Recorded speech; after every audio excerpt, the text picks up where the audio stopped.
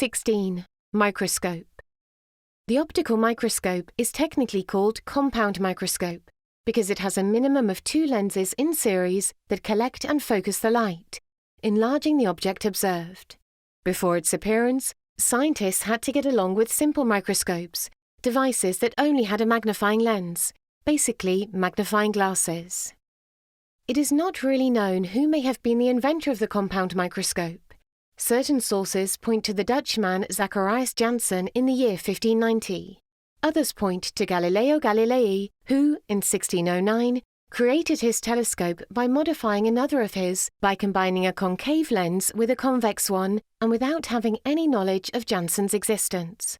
We can say then that both invented it, because none of them was based on the knowledge or work of the other.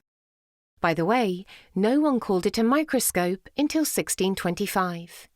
Galileo's was a double cylinder 20 centimeters high and 5.5 centimeters in diameter, with a style very typical of the Italian Renaissance. The external cylinder was made of cardboard lined with green leather and housed the objective lens at the lower end. Inside, another cylinder that contained the eye lens in the upper part slides, and the field lens is placed in the lower part.